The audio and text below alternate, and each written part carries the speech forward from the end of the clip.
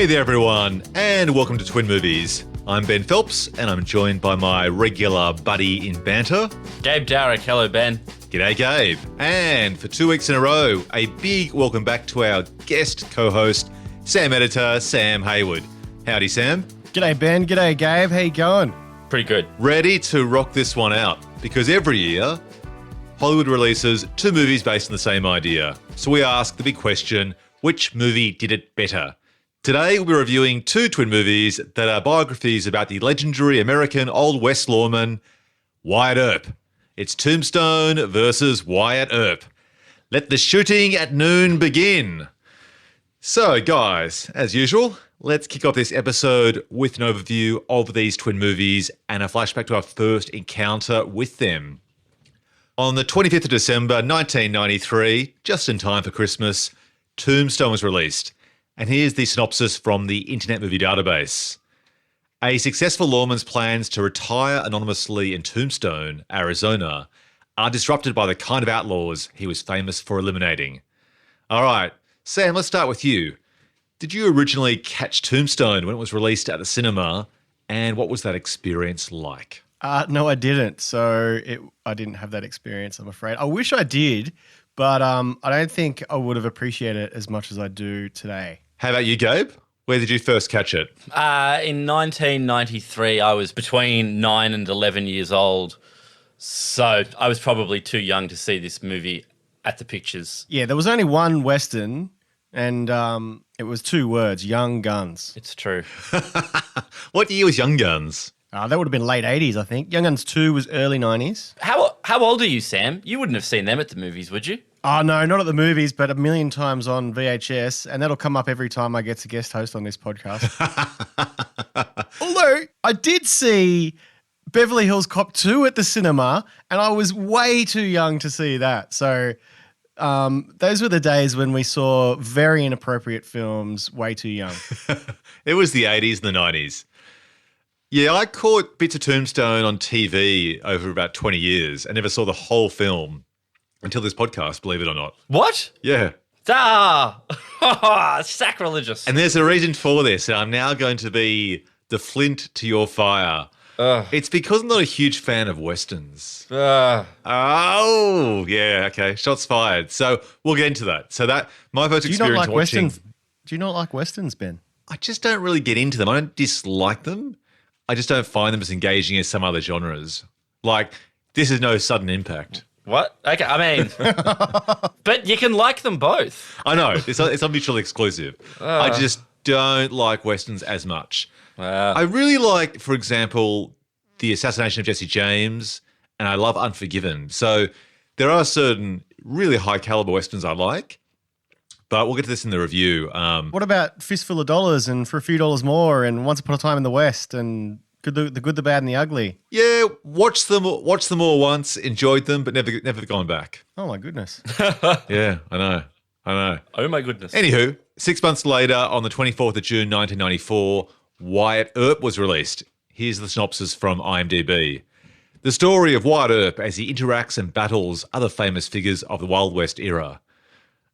Gabe, pretty fair to say that's probably not the original tagline or synopsis that was used when the film was made. But anyway, another IMDb classic. When did you first watch Wyatt Earp? I feel like that IMDb synopsis also promises a very different movie. If it wasn't like Wyatt Earp Beyond Thunderdome, there was not enough battling. If that's what you're gonna sell it as. Yeah, more typhoid and romancing. Yeah, and wigs. The first time you see... Oh, we'll get to that. Save it for the review. Look, it's not a review. Just to mention that I'm attracted to movies where the lead actors wear wigs. This ticks a lot of boxes for me.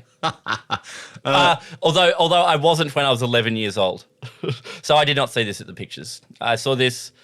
I actually probably saw this on VHS in like the mid to late 90s. Which, for a movie that's trying to be like epic in scope, probably bored young 12-year-old me. Sam, how about you? When and how did you first watch Wyatt Earp? I thought I saw it, but having rewatched it, either I was went through some amnesia, or it was the first time I saw it last night. Let's dig into this, Sam. Did you used to watch it at your uncle's house? Yeah, I blocked it out because I used to watch it at my uncle Frank's house. Yep. Thanks for bringing up that painful memory, Gabe. So before we jump into a review and comparison of these twin movies, let's find out how he got here with a bit of a shallow dive into the Hollywood history behind these two flicks. So there are a few stories to tell later on in relation to the actual production, but in terms of these two films getting up, the first one, Tombstone, was actually written by Kevin, I think it's pronounced Jarre or Jare, and he was inspired to tell a sprawling epic involving many, many characters, including Wyatt Earp's brothers and so on.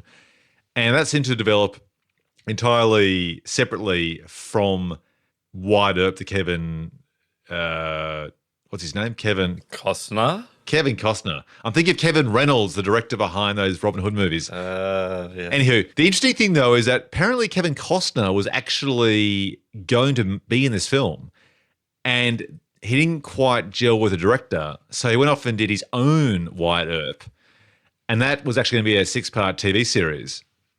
And essentially, once that film was underway, he basically tried to have all of the casting decisions kind of nullified for the Tombstone movie by saying to the studio, because at this time he had a lot of clout, look, my film's the only Wyatt Earp film, therefore I don't want any casting happening with any actors you're friendly with. You've just got to focus on this being the one and only Wyatt Earp movie. So both films take off. They're both filming in the same area in Arizona. But because Tombstone was filming 6 months earlier, they actually got their cast together, fortunately, despite a bit of blackballing going on there by Kevin Costner. But then what they did was they bought up all the local authentic costumes in the area.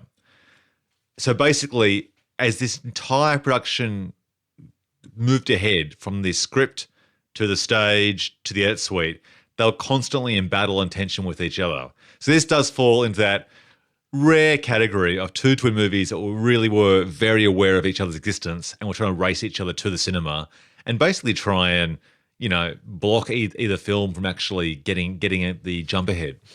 So that's the background. So, Ben, did you say Kevin Costner met with George P. Cosmatos and talked about being in Tombstone but didn't like George P. Cosmatos' vibe? No, because George P. Cosmatos actually came on later on. After the first director, which was a screenwriter, Kevin Jarre, was falling behind shooting his scenes with Charlton Heston in the first week or two. And so basically he was dumped unceremoniously. And Mr. Rambo himself, Sylvester Stallone, said, okay, I worked with both the screenwriter, Kevin Jarre, on Rambo 2 and the director. I recommend the director. And of course, wow, I think we all know the story, don't we, about what happened in that situation with the ghost directing? Because he was basically hired as a ghost director just so Kurt Russell could direct the movie himself, which he has said on record. Yeah, right. Kurt Russell has, or George P. Cosmatos has? Kurt Russell and Val Kilmer verified it. Well, I mean, Kurt Russell verifying that he directed the movie. But I guess if you got Val Kilmer saying he did, yeah, right. Because, George P. Cosmatos is not an obvious choice necessarily for a big star-studded Western. He made Rambo First Blood Part 2, Cobra, which is like the second best ever slasher/cop movie, and Leviathan. You wouldn't be like, well, he's clearly the guy with the resume to do this. But same screenwriter, and that's why. Yeah. So, And he didn't really kick on too much after that, did he? He died. Oh, did he die? Sorry. He kicked onto the bucket. To your health, Sam. But I suppose what's happening is the screenwriter, Kevin Jarre, is doing his first movie. It's falling behind.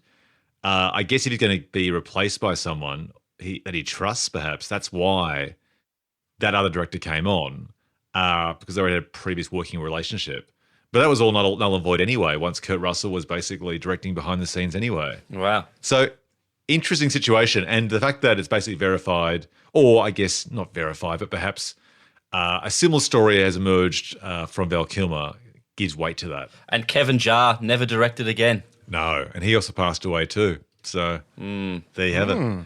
All right, let's get on with it. Let's start with our review of Tombstone. So as our guest co-host this week, Sam, did you like it?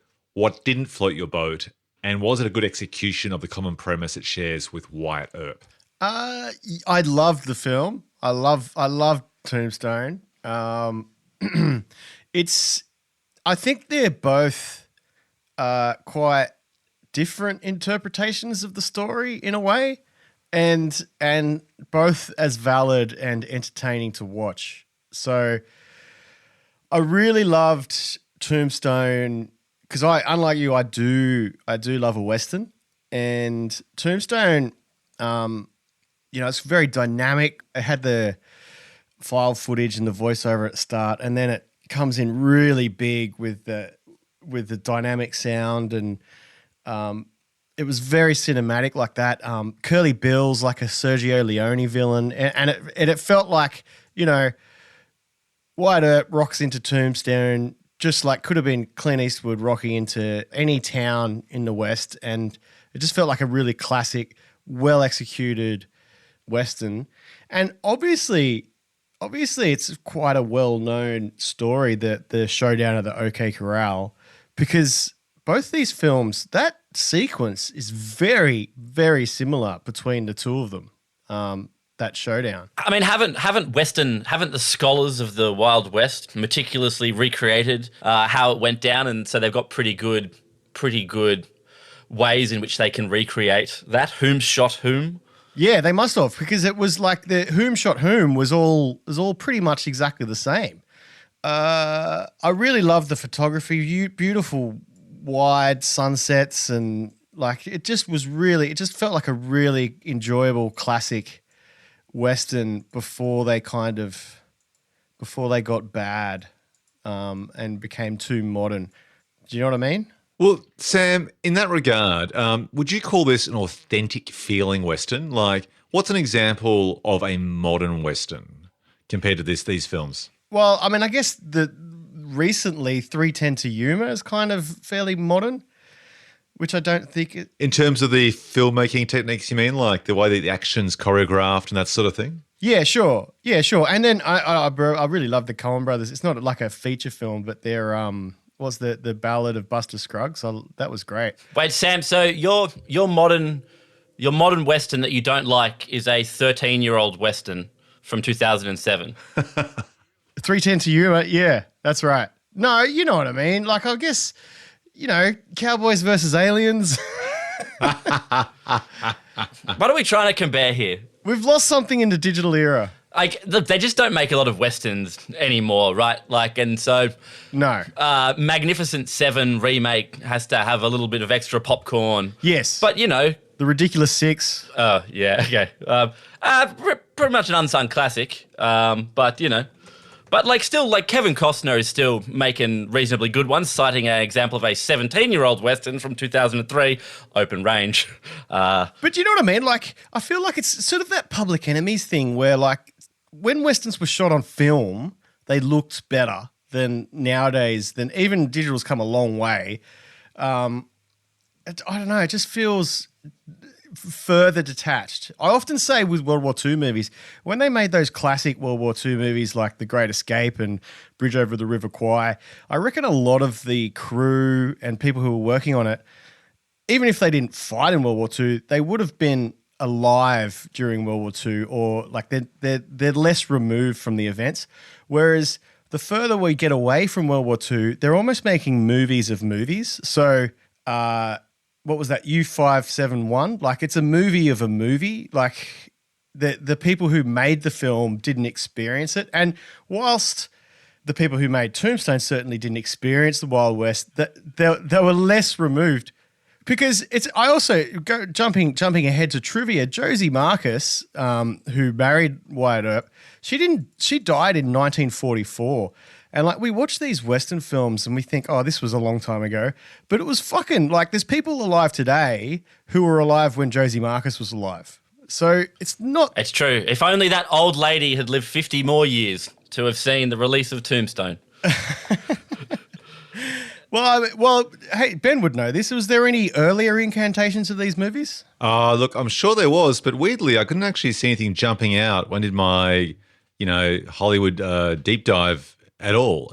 It does feel like it is the sort of story that's been made a million times. Yeah, there's like the Burt Lancaster shootout at the gunfight at the OK Corral. That'll be the one. Isn't there one with like Peter Fonda? There's a whole bunch. That Peter Fonda, Henry Fonda. Which one's Dad Fonda? Which is the oldest Fonda? Was he a Henry Senior? Henry Fonda. Is that his name? Henry Fonda. Buck Fonda. Buck Fonda. That's honestly. Anyway, jumping back to kind of my kind of look at Tombstone, like it felt like a classic kind of almost spaghetti western-esque / John Wayne-esque western, and it was filled with action, and it was just like it was fun. Whereas Wyatt Earp, which I also like, was more of a kind of grounded biopic. Hey, Sam, can I just follow up on something you said earlier about modern filmmaking techniques and whether they can suit a certain story? Like, you're right. When you watch a film like 3:10 to Yuma with Christian Bale and Russell Crowe, it does feel like they're using modern tools, like the action scenes around the horses and so on. The camera kind of spins around, not quite Matrix bullet time-esque, but it does feel like they've got modern cranes and so on at their disposal. But that all works for me, and that's fine. And I think there's a few stunts there too, which sort of resemble Fast and Furious style stunts, albeit with horses and carts and carriages. But wait, what? Like when they jump a horse off the Burj Khalifa or something? Yeah. What fucking movies are you guys watching? But think about the modern filmmaking techniques that Steven Spielberg brought to Saving Private Ryan. Like, yes, it wasn't like a modern new trick. He just sort of like adjusted the shutter speed on the camera and gave it that really kind of kinetic staccato effect when that beach landing happens, and it felt more visceral and more documentary-like, and made you feel more present and more horrifying than previous incarnations of many war films. So that was an example, I guess, of a modern style being introduced to what was traditionally a classical genre set in the 40s. That works for me. Yeah. I guess the interesting thing is, can you think of an example of a Western where they have sort of had a bit of flair, and this is to either one of you, and it just doesn't work because it just grates too much? Putting aside cowboys versus aliens, where, they're actually aliens there. But can you think of anything where it just kind of goes too far and takes away that naturalistic look? Or maybe they used earlier digital cameras that don't quite sell the authenticity of the period? The only thing that really sticks out of my head without thinking about it earlier is 3:10 to Yuma, but it's not actually, I guess, period films in general lose something on digital to me, but it's also like, it's similar to that Robin Hood, Prince of Thieves versus Braveheart thing where it does get grittier. Like it's gotten where they try and push the ultra violence a little bit. And nowadays, like you watch Tombstone and Wyatt Earp, and even though the first person who gets shot in Wyatt Earp gets shot in the dick, it is fairly tame compared to like violent movies nowadays. Whereas, and even like something like Unforgiven, like it's a lot more graphic, kind of in its depiction of death, and Tombstone kind of harkens back to that old school John Wayne kind of, and even Wyatt Earp sort of had a nostalgic feel about it. Even though Wyatt Earp was a bit grounded, it kind of looked at the past with a little bit of rose-colored glasses. I felt, whereas, and I was watching it and thinking about how recent it was, 1944. Sorry to jump around a bit. And I was thinking, fuck, this is what America is, eh? Like, they want it. And Florida today isn't that far removed at all from people walking around with guns and shooting each other. I saw a video yesterday of this dude in a car who just opened fire on a car next to him in a road rage incident. Wow. It's crazy. That's just... It's got a lot to do with Tombstone, 1993. George P. Cosmatos. I love it. Actually, Sam, you do bring up something real interesting, though. You do. But before that divergent into road rage in Florida. And that was like, you mentioned Unforgiven, which I think came out a year or two before these, which was definitely a kind of a look at the Wild West without rosy glasses on, or a sort of postmodernization Yes. of the Western genre, or a reflection on that or something. I think you're totally right, and both Tombstone and Wyatt Earp are not that. Neither of them are particularly, No.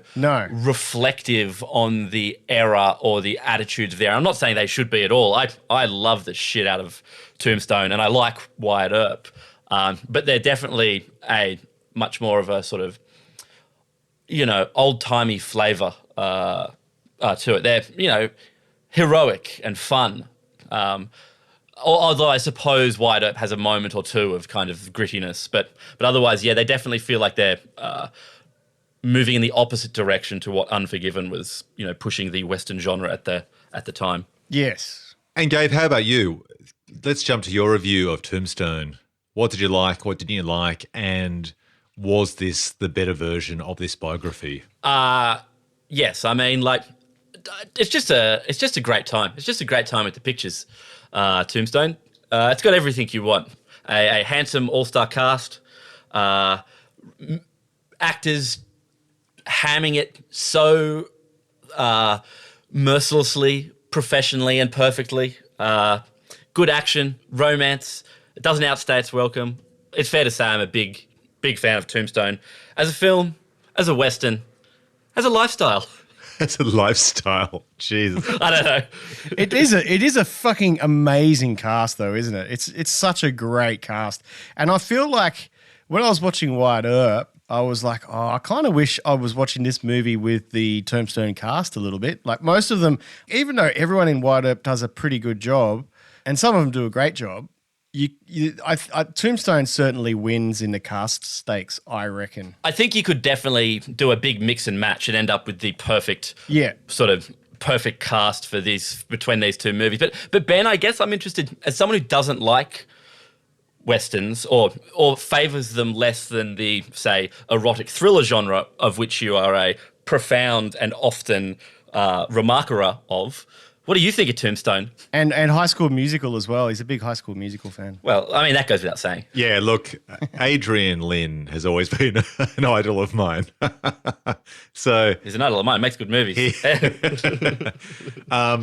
So I'll first give credit where credit is due. I think the hairs and follicles in Tombstone are much more authentic and grounded than the wig shenanigans going on in Wyatt Earp. We'll get to Wyatt Earp, but Tombstone just feels like a much more grounded movie. It feels like it's dirtier and grittier. Apparently, if you read online, a lot is made of the fact that they all have real moustaches, which kind of seems a bit silly to really, go on about that. But I suppose when you think about how often you see hair pieces and beards just look ridiculous, like a Santa Claus stick-on beard or goofy wigs. And it does very much feel like we're in a real world in Tombstone, and I appreciated that. I think looking at this time in the mid-90s, I think this is about 2 years after Unforgiven. And what I like about Unforgiven is what you said, Gabe. It's a postmodern Western. It basically was a commentary not just on Clint Eastwood's career, but on the whole genre. And that's why it won Oscars and, is still an incredible movie to watch today. I think it's a top 5 film of all time, almost. Top 10. Yeah. I think I actually have been spoiled by that. I actually think, looking back, that it was the first Western I ever saw. Wow. Yeah, and so I think as a result, it's sort of like then foreshaped how I watch that genre. And I really I didn't see it at the time, knowing it was a postmodern film and that it's always playing with cliches and turning things on its head. But I really liked that a lot. I liked it then and I like it now. This one definitely does feel more old-timey, as Gabe said, in terms of its general structure, its, the type of hero's journey, the way it's all building to the ultimate fight. For me, I just didn't find it, I guess, as engaging. I find a lot of the... As engaging as Wyatt Earp or... Oh, just as a film in general. I found it better than Wyatt Earp. But okay. For me, these films have a certain pacing and a certain... often they're locked into a location. Like you're locked into the main street, you're locked into the saloon, you're locked in the town. And that's why I often find some of those films set in one location challenging to watch, because I like when films use a lot of music and different locations to kind of like just keep things moving forward in the story. And often in the other types of films, you just can't do that. You don't do that. You are very much grounded in that one location. So if I was to criticize some Westerns, it'd be for the same reason I'd criticize many films set in one location. Look, I don't really have great criticisms to make of this film. I just don't have good things to say about it, in that I didn't watch it and I find myself really engaged. I do feel it's a film of its time, that people saw it at the time and think really fondly of it and revisit it, but revisit it with that lens as to what it was at that point in cinematic history. And so me to come in to watch it now, it's not quite dropping in to see Blair Witch Project for the first time, but I just don't feel a connection to that era when some of these stars like Val Kilmer and so on were at their peak. I mean, this was basically, we've had the Kurt Russell renaissance in like the last 5 years. But between this movie and about 5 years ago, he kind of vanished, didn't he? Like he just dropped off the radar. And this was probably at his peak, isn't it? Or maybe just before he slides sort of out of view for a while. Big Trouble in Little China is Kurt Russell's peak, and I won't have any arguments about that. He does wear a mean tank top there. But you could just say his peak lasted for, 10, 12 years, 14 years. Yeah. So, look, again, this is one of the situations where I can't criticize much about it. I just wasn't really engaged by it. But Ben, wouldn't you see a scene, for instance, like the one where Val Kilmer's Doc Holliday and Michael Baine's Johnny Ringo do Latin at each other as like... Fuck, that's a good scene. Amazing shit. Like just like as a film lover, just be like, damn, that's awesome. Like this is awesome. I cannot wait for these guys to like gunfight. Yeah, no. Just Val Kilmer in general, he puts on a clinic in this movie. Yeah. It didn't make you moist? It did not. Ah. So I want to hear you guys wax lyrical about it, because I actually might appreciate this film in hearing you guys speak fondly about it, because for me, things just didn't jump out. I think I actually appreciate it more in comparison to Wyatt Earp. So I only jumped to Wyatt Earp in that review, because I think it illustrates of a lot of what can go wrong and what Tombstone got right. And often that's one of the situations, isn't it, that you actually don't appreciate what does work until you see something that doesn't. And in my opinion, Wyatt Earp doesn't. So let's jump off with that one. So, Sam, can you recall the first time you watched Wyatt Earp, and what floated your boat and what just did not work at all? Well, the first time I saw Wyatt Earp was last night. And I didn't see it back in the day, and I definitely wouldn't have appreciated this back in the day. I would have appreciated Tombstone as a young adolescent more than I would have appreciated Wyatt Earp, which would have just been boring to me back then, but I enjoyed it a lot now. And Wyatt Earp has its problems, for sure, but I really appreciate the what they were shooting for. Do you know what I mean? You know when you see a film and you're they were shooting for, I can see where they were going for, and they don't quite get it, but at least they were shooting for the stars.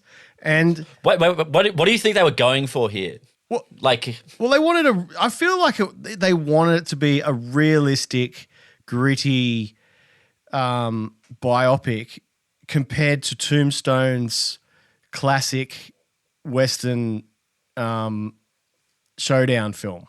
So Tombstone has a wicked montage after Kurt says, "Take a good look at him, Ike, because that's how you're going to end up." The Cowboys are finished. You understand me? I see a red sash. I kill a man wearing it. So run, you cur! Run! Tell all the other curs the law's coming.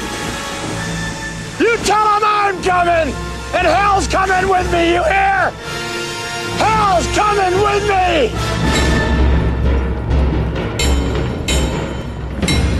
And then they have the mad montage going around killing people. there's no montages really in Wyatt Earp. And then, it starts with that Kevin Costner silhouetted in the bar, having his coffee and smoking a cigar, and it's very serious. And then his boys come in and they say the fellas are down the road, and then it cuts back to him as a youth, and they were going for like I feel like they were going for a solemn biopic of the man Wyatt Earp, whereas Tombstone was going for montages. Yeah, fun. Yeah, montages. Fun montages. Which is and not only montages, but some fucking cracking lines. Like you put "You're my Huckleberry" in Wyatt Earp, and it's 1,000 times better. That is true. I think you're right though, Sam. It's definitely going for a kind of sweeping grandiosity, a much longer and wider canvas. Yes. And I mean, it's an hour longer. Wyatt Earp is an hour longer than Tombstone. And it takes almost an hour before Kevin Costner's Wyatt Earp even gets to Tombstone. You got to sit through 90 minutes. It's 90 minutes till he gets to Tombstone. Yeah, the death of his first wife, the death of his second wife. And probably another third wife dies in there. Which I think actually they rocket through all that stuff, which informs his character. It's really interesting. So they give you that, like the death of his first wife is obviously very informative of his character and his dad. And Gene Hackman is fucking brilliant in Wyatt Earp. He acts Kurt Russell off the screen. Kurt Russell's not in Wyatt Earp. Sorry, Kevin Costner. They both start with K. Sorry. Gene Hackman acts Kevin Costner off the screen. And I was going to say, one of the issues that I had with Wyatt Earp was I do not believe Kevin Costner at all as the young, naive Wyatt, partly because of his neck and chin, but also he's just kind of, I can see him acting as young and naive. And then there is a cool moment just before he throws the pool ball at Kreese from Karate Kid, where his eyes kind of change and you think, oh, that's the moment. And he's thinking about the line his dad tells him. When you find yourself in a fight with such viciousness, hit first if you can. And when you do hit to kill. And he goes, you'll know. And you can see in his eyes that he goes, oh, fuck, this is what Dad was talking about. And he throws the pool ball and then takes his gun. That's a great moment, but up until that, I don't really believe him as naive. I don't believe him as a drunk. It's pretty amazing. It's pretty amazing he defeats Sensei Kreese, though, like using his dad's patented hit first, hit hard. Well, and ironically, that's the Cobra Kai motto. Exactly. I think it's kind of funny as well for a movie that's trying to be it's quite self-serious and sweeping to have your first antagonist turn up and be Martin Cove, who rules in absolutely everything, but is definitely not on a par with, the level of all-starness that surrounds it. Powers Booth. I mean, Powers Booth rules. Ben, did you reckon Wyatt Earp was a bit of a sleepy affair? Yeah, it was. I agree with Sam. It starts off weakly, I think, by having Kevin Costner playing a 20-year-old version of himself. He doesn't have the face for it. Brad Pitt's someone who can do that, because Brad Pitt basically... They should have had someone else, yeah. It's like in Goodfellas when he's like, I was a 21-year-old, and like, Ray Liotta is 42. yeah. It's like, what? Okay, I guess we're doing this now. Not only does he just have a face shape that doesn't suit him being young, like perhaps it's his nose shape or his jowls or whatever. I mean, he's a good-looking guy and he's kept in shape, but his face just doesn't look like the face of a 20-year-old. But to add that kind of reddish brown hair, the wig is terrible at so many levels. It's the colour. It looks like something out of Annie or, it looks like the sort of thing I'd buy in a Halloween shop as a joke. Like it's a really bad wig with that really weird red-brown colour. And I agree, Sam. I can see him acting young. Like he's trying to be naive, like wide-eyed, bushy-tailed. And you just see him thinking, okay, my journey for this film is to progressively, even though we'll shoot out of sequence, of course, and shooting a movie, to start off here is really naive and then go through a journey. So by the end, I'm a hardened, tough guy. And everything from him trying to be hardened. Like there's a scene when he berates, is it Ed who gets shot in the stomach? Ed's played by Bill Pullman. Oh, yep. Where he berates Ed for being a little bit too gentlemanly with these guys that come into town with guns around their waist and stuff. And it's the whole thing so obvious as to what's to come is that, of course, Ed will get his comeuppance from being decent. And the message or the moral of the story there is Wyatt Earp's sure tough and mean and whatever in some ways, a bit grisly, but he has to be to survive in this world. And that's why he doesn't suffer a single bullet graze, in his entire life. Is it like you're tough and grisly, Wyatt Earp, but goddamn, you get results? Exactly. Yeah. Well, I'll tell you what, which is really interesting. Like, first of all, just as an aside, I feel like Bill Pullman is the parody Kevin Costner. What do you mean? You mean he acts like Kevin Costner, or not in this film? Just generally, Bill Pullman is like if you were making a parody of any Kevin Costner film back in the 90s, you'd cast Bill Pullman. the poor man's Kevin? Poor man's Kevin. Oh, well, maybe just a funnier, more interesting Kevin. I don't know. But Wyatt Earp spends 90 minutes setting up Wyatt Earp's character, and Tombstone, Kurt Russell, gets off the train.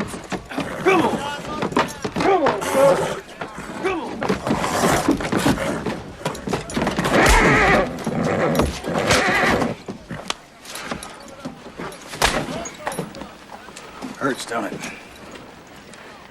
Now let go of that stud. Go on about your business. And says, go get fucked to someone, and we know who he is. Like, instantly. In 5 seconds, we know who Kurt is. And I was going to say something with Westerns.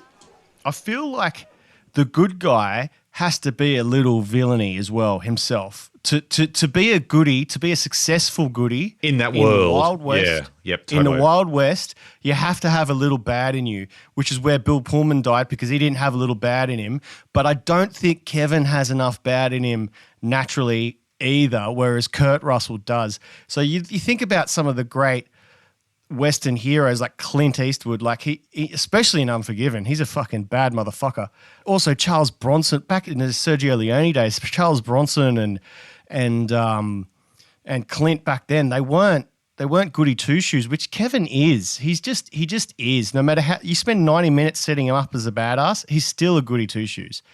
And the other one who does that really well, like Timothy Olyphant in Deadwood, he plays a great villain, and that's why he's a good hero in a Western. Yeah, that's a really good comparison, actually. Timothy Olyphant actually has a little bit of bad in him, and he does that in Justify, the TV series, as well. But he also has that swagger and that slight dry sense of humour, that wit as well. I think with this film, it's interesting as to what each film is trying to say about the character. Tombstone seems to be about a guy who's already hardened. He comes to the small town and basically has to sort of make his last fight and move on. Whereas Kevin Costner's film seems to be basically about how 2 to 3 women have shaped this man. It's got really weird gender politics. Very weird. But that was probably true to the time. Well, what do you think, though, the point of the story is? Like, it starts off with, I think it's Josie, isn't it, who dies of typhoid. That sets him up as being angry with the world. No, Josie's his last wife. Oh, okay. So the first wife, Ursula, I think it was. Yeah. So she dies of typhoid, and that sort of sets him off to be, stealing horses and drinking, getting locked in jail and basically hardening up. And then he sort of goes through that dip before coming out the other side as a skinner, shooting and skinning buffaloes and, finding his own redemption and so on, and eventually becoming a lawman, first as a deputy sheriff. If you took the first hour off this movie, which is the entire love story with Ursula, would it change anything? Because I don't feel it adds enough wrinkles and deviations to his journey to pay off in any way. Well, I'm just questioning why we spend so much time with this romantic aspect of him, which I assume is just to try and really articulate he was innocent, but he had to lose something to become someone else. well, yeah, that's right. So, because Kevin Costner is America's dad sort of thing. Like, he's Superman's he's dad. the Midwestern. You can't get more America's dad than Superman's dad. He's a good guy. He's a good Midwestern guy. And to have him being as an asshole right, you have to spend an hour justifying why he's an asshole. Whereas Kurt Russell can come in straight away and shoot someone in the kneecaps and it's fine. Yeah, it could be as simple as a casting thing. Although I do recall watching Open Range, the 2003 film that Gabe mentioned earlier, and I think he starts off as a bit grisly at the start of that film, doesn't he, Gabe? And you buy it. And maybe that's because also he's a bit older. Yeah, I mean, I think Kevin Costner's got some range to be villainous. Let's not forget that just 8 years after Tombstone and Wyatt Earp, he and Kurt Russell teamed up for the unforgettable 3,000 Miles to Graceland. That was more like a film crime, Gabe, than actually a crime on screen. I have an. Well, I mean, if it was a crime, then lock me up with it. And throw away the key. I think, Ben, to your point more seriously, I think you could probably have been a little bit more judicious with the cutting in the first hour of this movie. It moves incredibly slowly. I'm not surprised they tried to stick the Kevin Costner thinking about his whole life before he rolls down to the OK Corral before it, as if to say to people, don't worry, we will eventually get here. You know, your patience will be rewarded. Just sit through, you know, the death of his wife by sickness, the misery and death of his wife by drugs, him cheating on his wives, you know, him bringing his side bitch to dinner with his wife, all kinds of wife-related horrible tomfoolery when really, you know, you could have just had more Michael Madsen, more Dennis Quaid, more Jeff Fay, more gunfight shit, you know? I'll tell you a great example of where it felt really slow. There's a scene where he's just made love to Ursula. I think they got married and then it's the morning after or whatever. And I think it's raining outside or snowing or something. And the camera goes to the window and I expected time to pass. A bit like in that scene where you see Hugh Grant walking through the streets of Notting Hill and the seasons change and so on. One of those little tricks where you then pan back and she's pregnant. Something like that, for example. And it does that transition without time changing. So it goes all the way to the window and it goes from, I think, night to day and it comes back to them. And I'm thinking, okay, this will be like 10 years later. And it's just the next morning. Like a totally gratuitous shot. Doesn't add anything at all. Even after the wedding, for example, there are multiple shots of them doing kissing on the carriage and kissing in the doorway and kissing in bed. It's like, it's fine. We get it. They got married. Let's move on. Let's jump ahead to Typhoid. Bring on Typhoid. So, yeah, you could easily have excised half an hour from this movie and got down to a brisker 2.5 hours from 3 hours and still kept that character of Ursula to try and justify why he becomes this grizzled character. So Totally.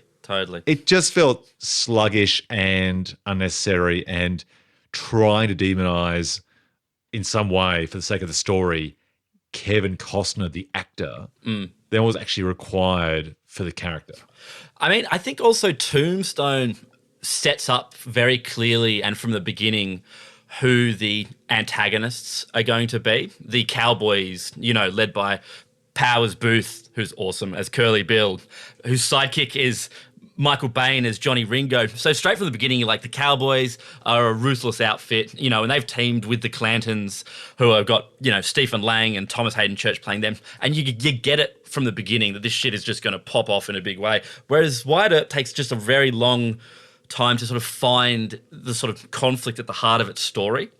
And I think that sort of does a disservice to the pacing of it. Look, I like Wyatt Earp quite a lot as a movie, but it's you know, in trying to sew together this big tapestry of the West, you think, wow, Tombstone feels just as kind of epic in scope, but does it in 60 minutes less. That's funny because, yeah, I often think the best biopics are ones that they're not the ones that try and capture a historical figure's entire life. They're the ones that go, okay, this is the historical moment in their life that makes them such an important figure, and they focus on that moment. Totally. Which is what Tombstone is. Like, Wyatt Earp takes 90 minutes to get to Tombstone, and then it's pretty much Tombstone from there for the next 90 minutes. Yeah.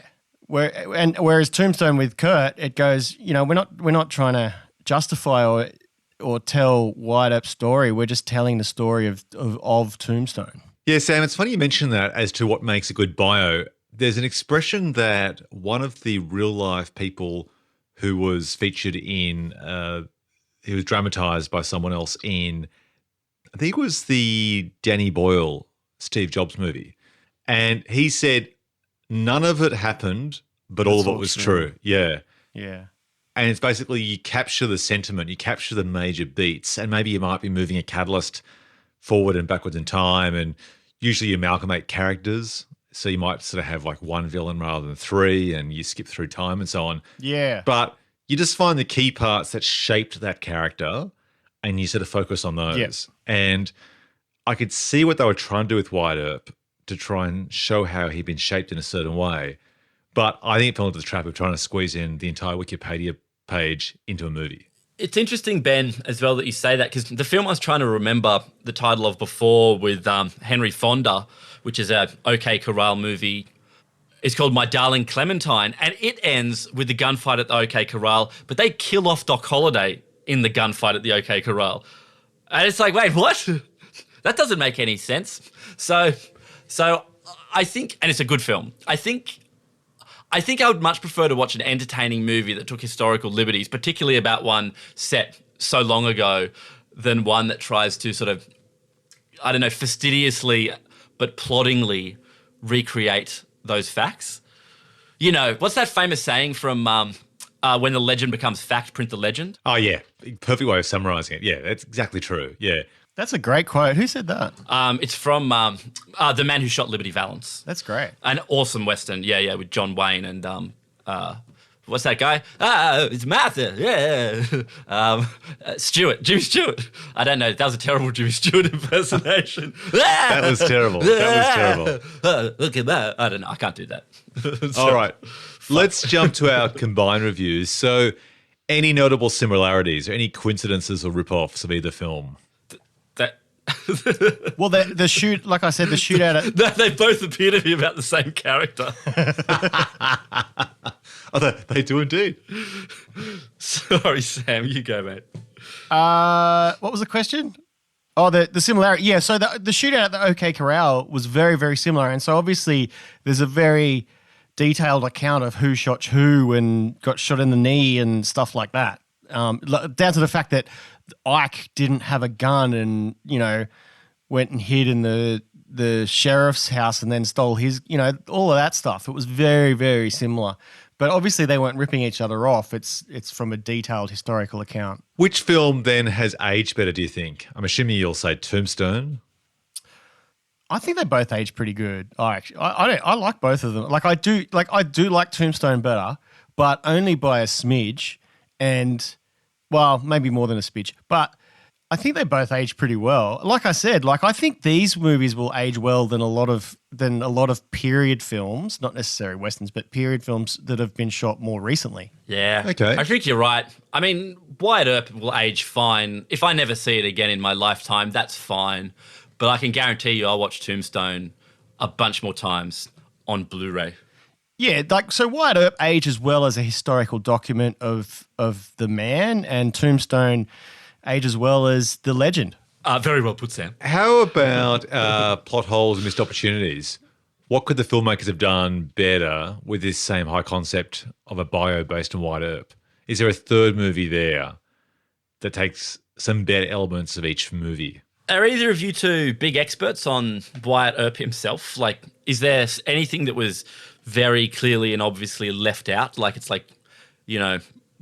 the Kevin Costner Wyatt Earp have benefited from being another hour longer and had his whole sojourn into, some other part of his life they missed? Yeah, it's funny you ask. Apparently it was actually his brothers who were the deputy and sheriff in Tombstone that actually were the sort of main stars of the show. But apparently he was great at self-promotion. Yeah, Virgil was the man. Right, wow. So Virgil Earp, played by Sam Elliott in Tombstone and Michael Madsen in Wyatt Earp, he was the Tombstone City and the Deputy U.S. Marshal on the day of the shootout of the OK Corral and had more experience in combat as a sheriff, marshal and soldier than Wyatt, who was erroneously regarded as the central figure in the shootout. Huh. I can tell you why. Wyatt Earp is a cool name. Virgil, no one ever wants to see a movie about a character named Virgil. Well, I think probably didn't a lot of these cowboys go around and do shows and meet and greets and stuff after the kind of West died down? And I guess Wyatt was the one that went on the road. Yeah, totally. Okay, let's move on to some trivia. Let's do some casting woulda, shoulda, couldas. So we talked about how these films have got a pretty amazing range of actors. Did you guys know, starting with Tombstone, that Rob Mitchum was signed on to star as Old Man Clanton? But prior to principal photography, he fell off from his horse, ironic, and injured his back and had to quit. Which character was Old Man Clanton? I can't recall who he played. Old Man Clanton. He actually ended up doing the narration at the start and the end of the film instead. Yeah, right. Oh, okay. Which they bookend the film with the VO, which I love a good bookend, and I love some good VO. So good on him. Yeah. Also, apparently Willem Dafoe was the original choice to play Doc Holliday instead of Val Kilmer, but Bonavista, which is owned by Disney, refused to distribute the film if he was cast due to his role in the controversial The Last Temptation of Christ back in '88, which was actually like a few years before. Does that mean there's an alternate universe where Val Kilmer plays the Green Goblin in Spider-Man? Yes, there is. And the last one, which you'll love, both being Mickey Rourke fans, he turned down the role of Johnny Ringo. I feel like he would have been good, but goddamn, this is the absolute pinnacle of Michael Baine's professional performances. Fucking oath. He's fucking great in it. He's just so good. He's fucking great. He's fucking great. Because Val Kilmer's amazing, and Michael Biehn is Val Kilmer's bunny, and he keeps up with him. I reckon. Imagine a movie. He keeps up with him. Imagine a movie where they became friends, those two characters, and went on the road. Oh, fuck yeah. That's the sequel. Save that for the sequel. And then they fuck. You know Michael Biehn almost quit? Really? Because he was friends with Kevin Jarre. Oh, wow. And so when Kevin Jarre left, he almost quit the movie. Damn. Well, I'm glad he didn't. Yeah. And he brought that animosity with him to his performance. Yeah. Now, one more casting woulda, shoulda, coulda, this time for Wyatt Earp. Michael Madsen was offered the role of Vincent, of course, Vincent Vega in Pulp Fiction, but he couldn't get out of this film to do it. Damn. Well, thank fuck for that on both counts, to be honest, because I think he actually does a pretty good job as Virgil. He's one of the few people who had and ah about. If we were making the hybrid film and I had to choose between him and Sam Elliott, I probably would pick Sam Elliott, but I would think about that one a little bit harder than the other characters. Yeah, I don't understand Michael Madsen in this movie at all, and that's probably because of Reservoir Dogs and so on, and also that goofy wig he has. Whereas Sam Elliott, I think he was born on this earth to play Western characters. Like, I reckon he came out with that soup-straining moustache at birth. Like, it's amazing. It's amazing. It is, isn't it? Amazing. All right, spot the Aussie. Any Aussies in either movie? I don't think so. I did not see any. Okay. All right, let's move on. The last little tidbit in Big Trouble and Little Production. Apparently, George P. Cosmatos claimed that Stephen Lang was drunk for most of the filming of Tombstone. Not that he appears in the film that much, but I guess he was getting into character. Wow. For years, I didn't even know that was Stephen Lang until like the last time I watched it. Avatar. Yeah, I mean, Stephen Lang's an amazing actor, and he does look drunk. And the other little tidbit, before we leave marketing, methodology, madness, and missteps, Gene Hackman received third billing and was named on all the posters, even though he has less than 10 minutes of screen time. Yeah, right. Good on you, Gene. Gene deserves that billing just based on his performance. All right. Let's jump to the box office. Staying with you, Sam. Which movie was the box office champ, do you think? Tombstone. Gabe? Yeah, definitely Tombstone. Okay, Tombstone. I can't quite find out how much it made, how much it was made for. I think it was around 25 million, but it made 56.5 million at the box office, so doubled its money. Wyatt Earp, unfortunately, cost 63 million and only made 25 million. Terrible. It's the wigs. It's the wigs. So, yeah, Wyatt Earp came 6 months later and did not do as well, despite costing almost 3 times as much. Okay, That's how much money you save with fake mustaches. It's pretty amazing they spent what would be the equivalent today of almost 110 million bucks on a Wyatt Earp Western in 1994. Yeah, totally. I mean, that was just the clout of Kevin Costner. And I guess those skinning scenes with the fake buffaloes must have cost a serious bit of coin because those buffaloes feature for a long time. I think that was part of the biopic nature of the film, and they wanted to tell the story of the West, as it were. And that was like, oh, look, we fucking slaughtered all the buffalo. Yeah, I think you're right.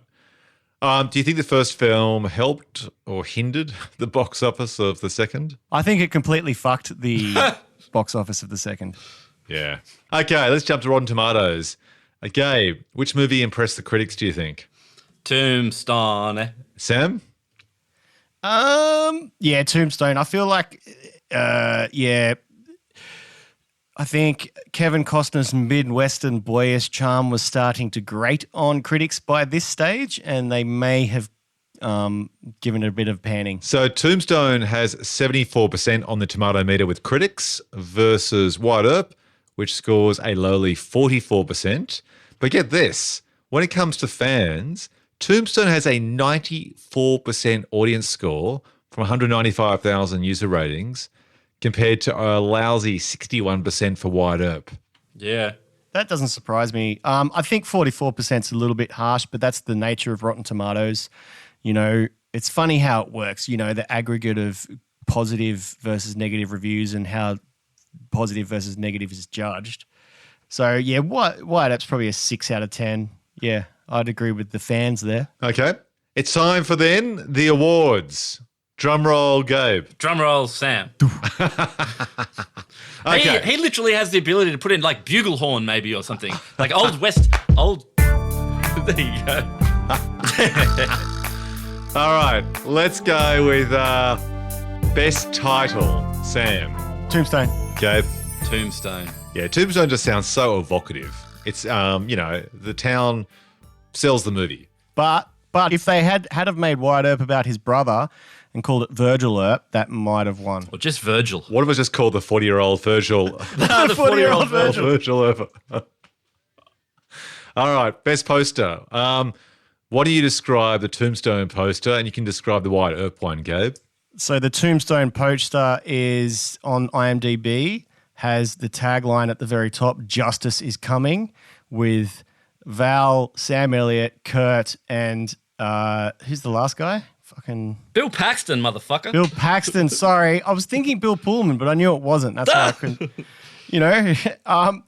Bill Paxton has them walking down the main street towards the OK Corral, which is just fucking beautiful. Although, If anything, I would extend the sandy color to the edges of the frame instead of having the white border sort of thing. it does appear that Kurt Russell is wearing quite a nice lady's cassock. Like a long dress. Yeah, he looks like he almost looks like a priest or something, maybe. Anyway, you know that there's shenanigans afoot in that poster. And Gabe, how about the Wyatt Earp poster? The Wyatt Earp Kevin Costner poster is Kevin Costner and he's shooting some guns, but he's facing away from us, turning his hips. He's firing off into the distance. All right, so which is the winner one? I'm thinking Tombstone's much more evocative, right? You know. Yeah, of course. It feels dangerous. It feels enticing. It does. All right, let's jump to the Bill Fleck Big Break Award, named after American indie actors Billy Bob and Ben Affleck. In either of these two movies, who got their big break? Gabe, starting with Tombstone. Their big break. I mean, Yep. I guess Billy Bob Thornton turns up in this movie, the namesake of this award. Arguable whether this was his big break or not, though. Sam? No, it wasn't. This is Billy Bob's before they were famous film. Fair. For sure. I don't think it was. I think you've got to be a lead role to get this award. You've got to basically be, jumping from a small film to this film, and this is a big opportunity. Maybe Billy Zane had already been in a bunch of stuff, I assume. No, I think the leads were all both stacked on these films, so to speak. And carefully, no one bigger than Kevin in Wyatt Earp. You look at Wyatt Earp and it feels almost narcissistic, that poster. I'm not going back to the poster. We're sticking with the category, but yeah, Well, I don't know. All right. How about Wyatt Earp? Any nominees? what about young man who would go on to play Jesus Christ for Mel Gibson, Jimothy Caviezel? Jesus Christ, Jimmy Caviezel. Ah, who does he play? He turns up as Warren. Warren! Warren Earp. I thought actually Joanna Going, who played Josie, this was a big break for her. Oh, yeah. Oh yeah, good. Who would later go on to turn up in Phantoms. Phantoms? What's Phantoms? Affleck, you don't bomb in Phantom, Joe! There you go. There you go. I was just setting that up for Sam. Thank you. I know how much he likes that. What about Tay Leone? She turns up in this. This was quite early in her career. Oh, yeah. Okay. Let's put her down. Tay Leone? I'm not quite sure. Let's put Tia Leone down as the winner, I think. Okay. Okay. Moving on. The Before They Were Famous Award or the Blink and You'll Miss Them Award. Okay. There is a laundry list here. And they could also qualify for other awards down the track here. But Sam, starting with Tombstone. Was this before or after The Big Lebowski? This was before The Big Lebowski. And so I This guess before Libby Lebowski, before Sling Blade. so Sam Elliott, I guess. Sam Elliott. I feel like most of these films are most of these characters were set in kind of came up in the 80s and 90s. They weren't. Sam Elliott had been in lots and lots and lots of things before this. I do not think we can give a Before They Were Famous award to a 57-year-old actor. Yeah, I agree. I know he was. I think Billy Bob's definitely a nominee. He played Johnny Tyler in the bar playing at the casino. I'd say, John Corbett, I guess. Oh, yeah, John Corbett. He from, Yes. but he'd already been famous already in Northern Exposure, the TV show, so probably couldn't be him. Billy Zane had a few runs on the board. Terry O'Quinn, who plays Mayor John Clum, he was John Locke in Lost. I think he's definitely a worthy nominee.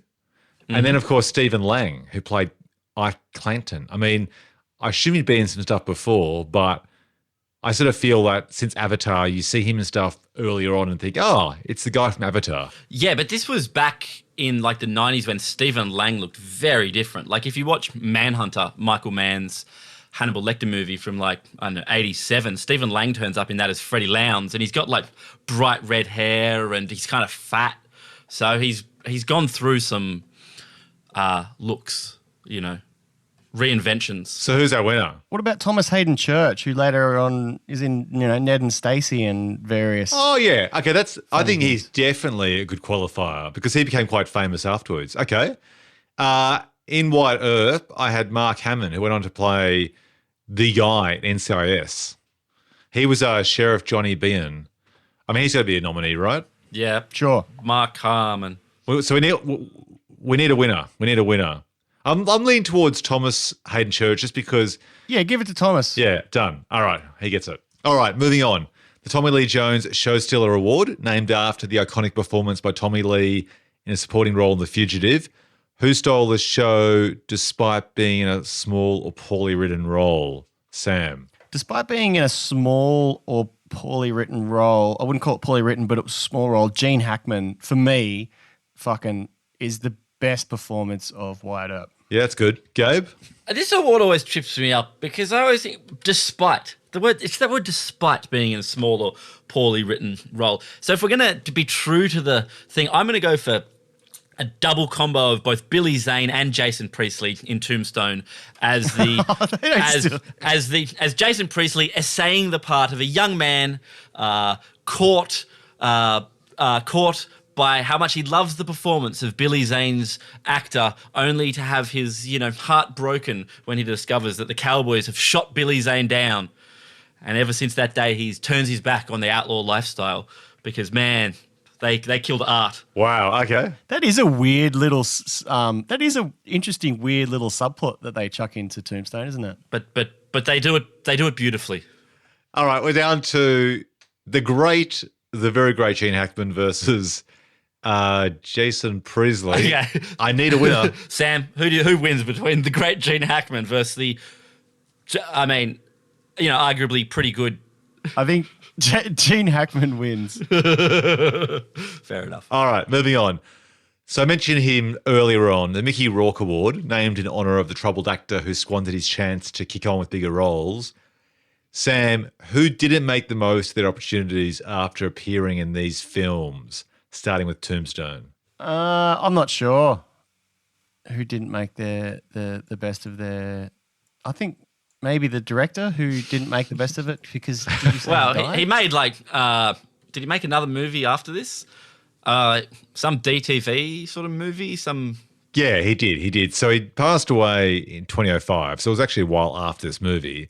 But after this movie, he did this one episode of TV and then something called A Shadow Conspiracy in 97.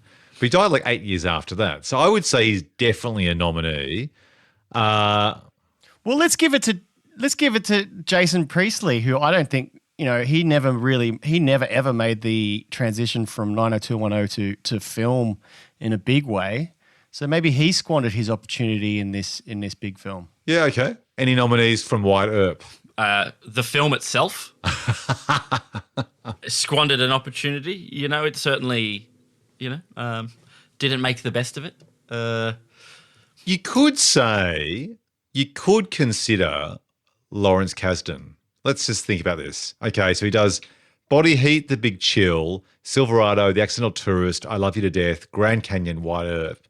He then does, these are all as director, he's actually written much more, French Kiss, Mumford, Dreamcatcher, Darling Companion, and November Road. Not a great filmography, right? No, not great. But I think the fact that the other director of Tombstone just did one straight to VHS movie and that was it, probably pips him. Perhaps. But I think for the first time ever, we've had two directors going toe-to-toe. Well, I've got an alternate pitch for this award, and I'll make it quick. Dennis Quaid. Imagine having your lunch eaten so bad by Val Kilmer. You lose all this weight for the role. Yeah, he does lose a lot of weight for this role, doesn't he? He's doing some big, serious acting. He's doing an accent. He's looking emaciated.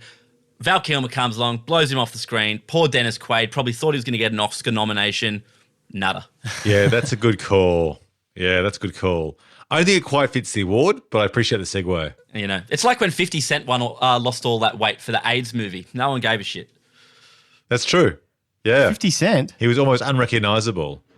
Okay, so, all right, I think we'll give it to Jason Priestley with a special tip of the hat to Dennis Quaid. Poor guy. All right, the winner Chicken Dinner Award. Who came out on top in each of these movies, either in front or behind the camera, and was it their career high? Gabe, starting with Tombstone. Val Kilmer. All right, Sam? Val Kilmer. How about Wyatt Earp? Any nominees? Who won Wyatt Earp? Maybe Wyatt Earp won Wyatt Earp. Oh, the estate of Wyatt Earp just cashing in on the merchandise? Yeah, sure. Do you think they got paid? No, definitely not. You got anyone, Ben? No one jumps. I thought Joanna Going did a really good job playing Josie. Jeez, another one for Joanna Going from Ben. What are you, over her money? All right, I think we'll agree then that Val Kilmer gets it for Tombstone. All right, Best Dialogue Award. What's your favourite quote, guys? Let's start with Tombstone. Take it away, Sam. I know you've been itching to drop some of that. Champing at the bit. Tombstone has some fucking amazing lines, and I couldn't even write them all down. Obviously, there's the classic. I'm your huckleberry. And basically, all of Val Kilmer's dialogue could be entered here. But I liked, right at the start when is it Johnny Ringo says, He's quoting the Bible. Revelations. Behold, a pale horse. The man who sat on him was death. And hell followed with him. say what you want about the Bible, but it's got some fucking great quotes in it, doesn't it? Say what you want about the Bible. It's got some cool shit in it that have been in a lot of cool fucking movies. That's going to be a great quote in itself. Say what you will about the Bible. All right, Gabe?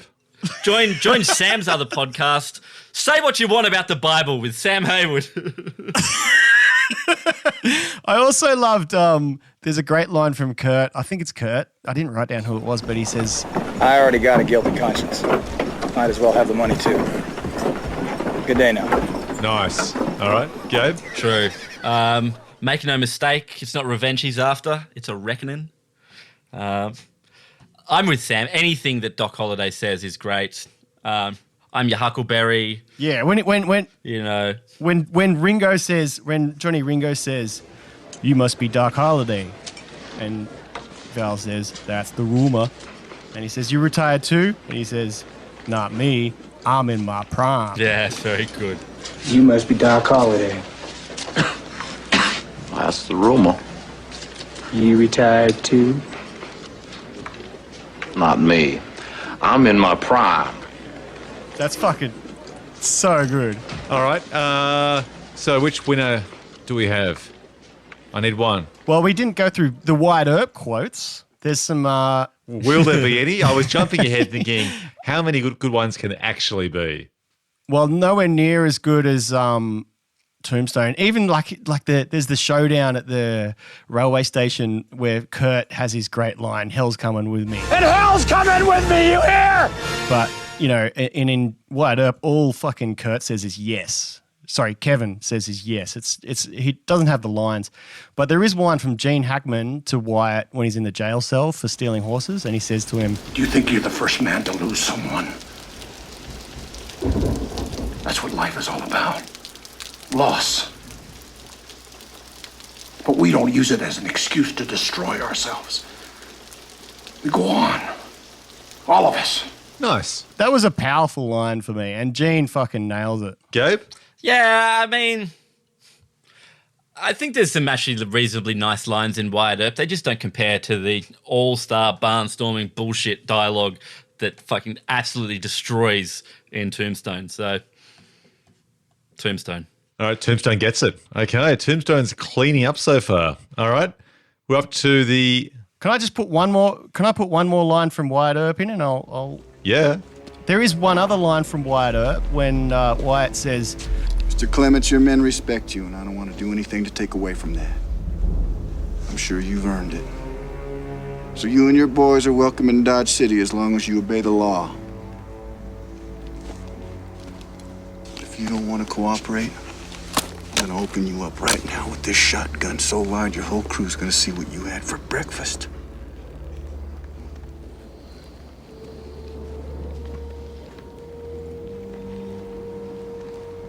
After that, it won't matter much what happens next, will it? Yeah, nice. Okay. The Nicolas Cage Chewing the Scenery Award. Let's start with Sam, Tombstone. Val Kilmer. Yeah, a lot of chewing. Gabe? I mean, Powers Booth in that, I think, is doing some mega acting Oh, as Curly Bill. fucking oath. He is a Sergio Leone villain in this film, but he goes just ham enough and not too ham. He's fucking great. Come on, Ben, you must have enjoyed Powers Booth's performance in Tombstone. Yeah, it was good. I enjoyed that.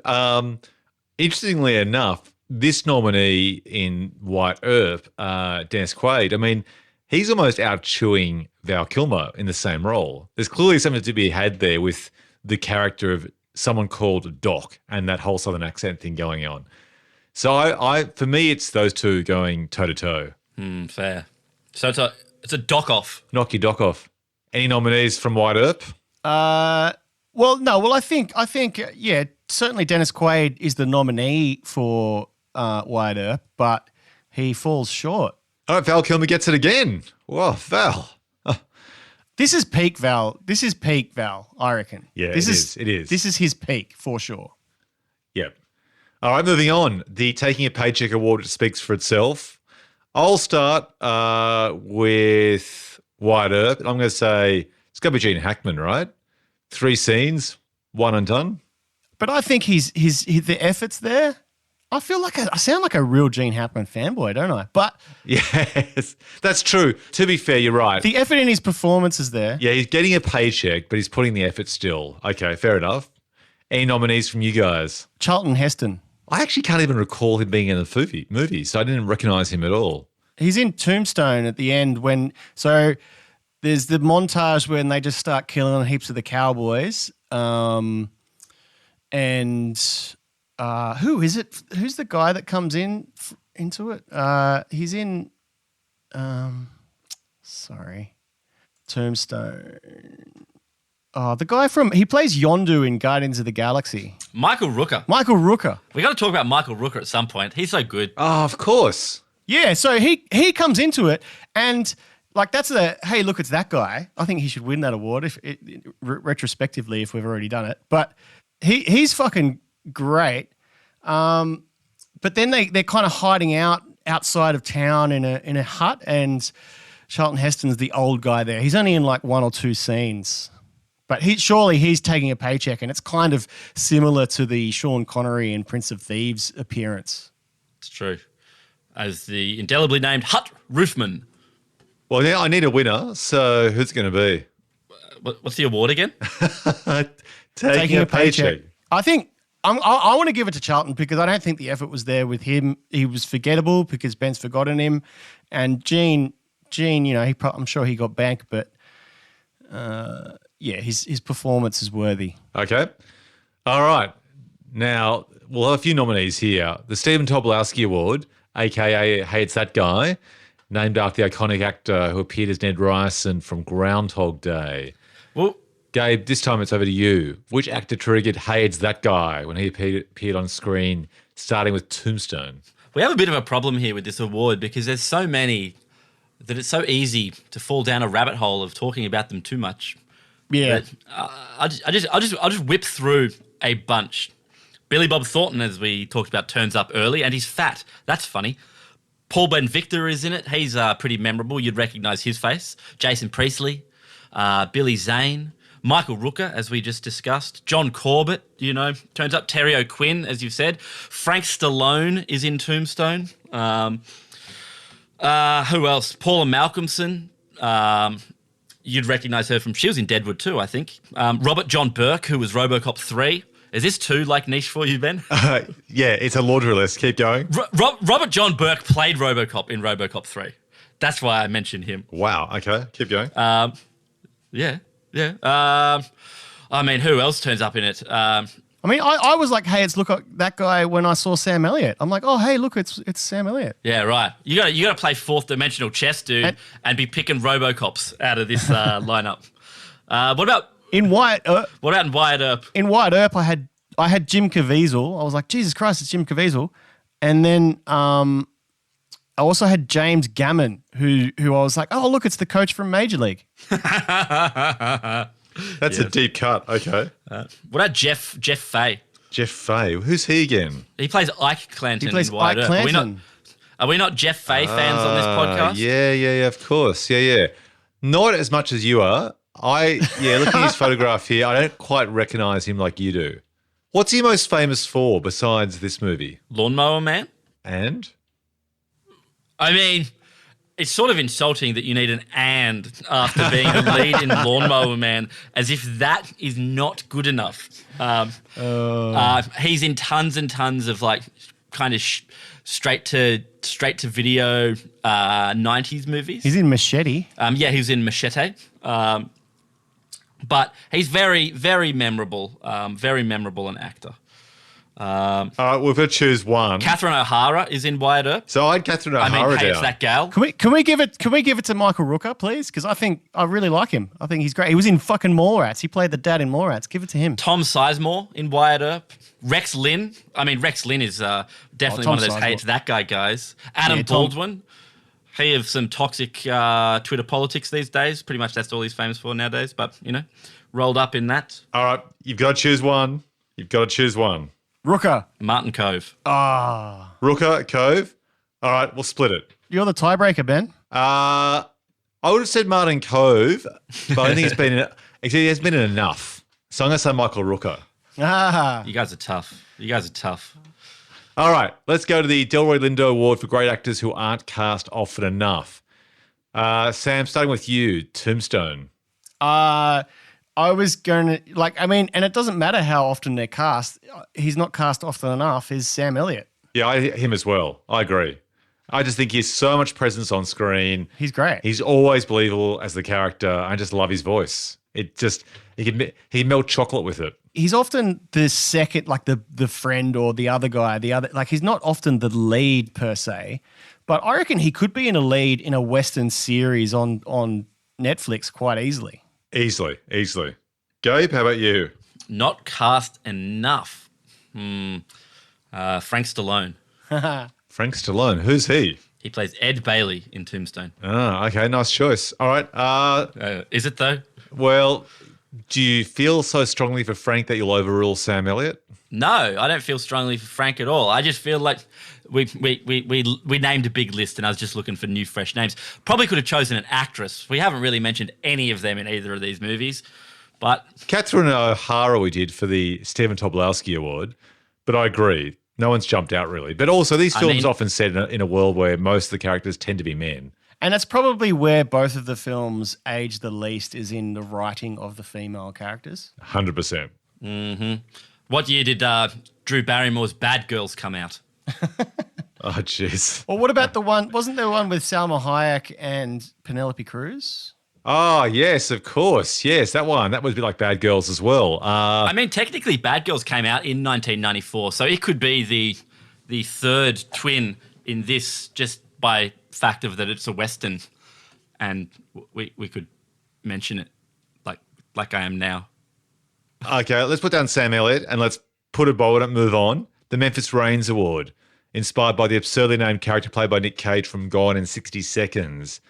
Sam. I had incredibly disrespectfully for this award, I had Powers Booth. As his real name or as Curly Bill? No, as his real name. So did I. I did as well. You guys, shut your noise. Powers Booth is a great name. It's like Max Power. Snap. How about Wyatt Earp? You don't snuggle with Powers Booth. You strap yourself in and feel the G's. How about Wyatt Earp? Yeah, that's a stupid name. All right. Powers Booth gets it. Awesome. All right. The Memento Award, named for moments you completely forgot about until you rewatch these movies. Gabe, over to you this time, starting with Tombstone. Oh, well, I never forget it because it's unforgettable. But I always forget, as I mentioned before, Jason Priestley's Sojourn. I agree. Sam? Yeah, I forgot Jason Priestley and also Billy Zane was in this film. Billy Zane got great hair in it too. All right, let's give it to Priestley. Now, the Die Hard Award. Did either of these films inspire a legacy of clones in any sort? No. Gabe? No, there's been lots of Wyatt Earp movies and Doc Holliday movies. They are a clone. They are a clone. You can't inspire clones if you're the clone yourself. Yeah, totally. Ooh. All right. Interesting. It's come that time of the podcast, the Milking the Speed Cow Dry Award, named after the infamous sequel Speed 2, which took the high stakes of a runaway... Okay, it's come that time of the podcast, the Milking the Speed Cow Dry Award, named after the infamous sequel Speed 2, which took the high stakes of a runaway bus in a crowded city and relocated it to a sluggish cruise ship. So, imagine this, Sam and Gabe. We've got an opportunity to make a sequel to Tombstone and Wyatt Earp. They're both autobiographies or biographies about the legendary Old West lawman, Wyatt Earp. First of all, starting with you, Sam, which film do we make a sequel to, and what's our pitch to a studio executive to make it? Go. Well, I think I'm not exactly what sure the film could be, but I do think that the sequel has to be to Tombstone, which was more successful financially, but also Wyatt Earp has this real kind of wrapping it up ending where he's old and the kid comes and says, "Hey, you Wyatt Earp," and he's with his missus and that, and Tombstone just feels a lot more immediate. Like I said before, Tombstone's about a moment of a person and Wyatt Earp's about the person. So we could make a sequel to Tombstone about the next moment, or perhaps generations later, the Earp descendants have to return to the town of Tombstone to settle some unfinished business. Gabe, what do you think? About the generations later of Earp's returning to Tombstone to settle some unfinished business behind the rebuilt OK Corral? I mean, it's a way we could go. Yeah. For sure. I mean, looking at the history of Wyatt Earp himself, nothing nearly as interesting as the shootout at the OK Corral happened to him. I mean, I think he went to California, down California way, and did some mining and stuff. I'm not so sure he even killed anyone else after that. So, I mean, the story has peaked, has it not? We need to find new ways to. What's a fictionalized version? What if you had, say, a modern Western set in the sort of vein of No Country for Old Men, right? And it could be basically a sequel to either film, but you choose Tombstone because that one was better reviewed, more popular, made more money. And perhaps say we bring back someone like Kurt Russell as a descendant, right? I love it. I love it. And so you set it now with cars and TVs and phones. And a bit like we talked about how with Robin Hood, you could have like, say, a modern version called Hood that's sort of like set in an impoverished neighborhood or something, and the same sort of principle. We have basically a good man who goes bad. Perhaps say he can't make his mortgage repayments. He's unsacked unfairly from his job. I always think of that guy. Who's the guy that played the president later on a TV show who's in Heat and he's the cook and also the will man? What's his name again, that particular actor? And he just can't get a break. And the guy is just giving him grief when he's trying to like cook on his parole in this new job. And everything just seems to be unfair. And so he decides to go back to doing that one last heist with De Niro. So Mike Kelty Williamson's character. yeah, exactly. I'm thinking of something like that. Imagine Kurt Russell playing a descendant, a bit like some of those people like Jesse James, the car mechanic who runs that TV show with motorbikes and whatever, who always tries to trade off the legacy of his ancestor. We've got this guy, though. He's just a good man who goes wrong. And essentially we have like a Western, like an Assault Precinct 13 style Western set in a small country town with the vibe of No Country for Old Men. What do you think? Or even Clint Eastwood's recent film, The Mule. Kurt could play a descendant similar to that morally ambiguous character, where he needs some money for one reason or another, and decides to, go back to Tombstone or whatever. Maybe there's a legend of, if we're going to lean into the legend and not the reality, maybe there's a legend that there was one heist the Cowboys pulled off, and it was millions of dollars worth of silver coins or something, and they buried it somewhere secret. Wyatt, even though he was the altruistic lawman, knew about where it was after he killed the Cowboys and marked it in his will or something. And his descendant has to go back to Tombstone to find the treasure. And then when he goes back to Tombstone, there's a corrupt sheriff and some gangsters or something, and take it from there. All right, Gabe, over to you. Build on it or throw it out and start again? I mean, yeah, look, if you're going for a modern set one, maybe I'm over here going to make a slow Western just about the degradation and sadness that permeated the last few days of Doc Holliday's life as a drunk and a gambler. Kind of like, oh, Jesus, kind of like a Leaving Las Vegas, but set in the oldie times. What are you leaning harder, Gabe? Maybe he sort of like has a paralyzing heart attack towards the very end with his tuberculosis, and it becomes like the diving bell and the butterfly. Oh yeah, now we're talking. And we can bring Val back. All right, I think it's pretty fair to say that the studio executive is looking at all three of us going, my God, you guys, this is fucked. I need something. Wow, you guys didn't practice your pitch before you came in here at all, did you? But I like that you brought options. Do you guys always do this? Nice. All right, this is the last chance to throw a Hail Mary to try and score this writing gig. Is there anything else you've got deep in those pockets to throw out on the table?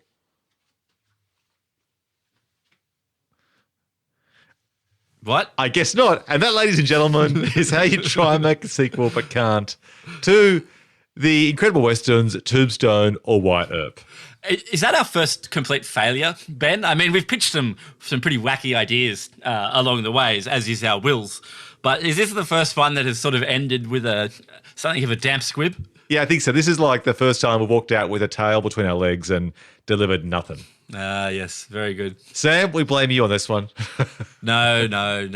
I had a great idea. I don't know what the fuck you're talking about. Fair. Fair enough. Okay, that brings us to the end of the show. A big thanks to our awesome sound editor and guest host today, Sam Haywood, for making this episode hopefully sound so good in the future. Sam, where can folks find you? On Instagram, at Showtown Sound, or on IMDb. And Gabe, where can listeners find more of your work and musings this week? At Twitter. No, I did that. I always fuck that up. I'm on Twitter. I'm down there on Twitter. At Gabe Dowrick. Yep. Twitter. And I'm at Ben Phelps on Twitter and Insta and YouTube.com/Ben Phelps. And you find this pod and all the rest in the usual places like Apple Podcasts, Spotify, and Google Podcasts. Thank you for listening, folks. And if you enjoyed the show, please share it with your mates. Give us a shout out. Take care and stay tuned for another Twin Battles very soon. Adios, Gabe. Adios, Sam. Adios, Bye. amigo.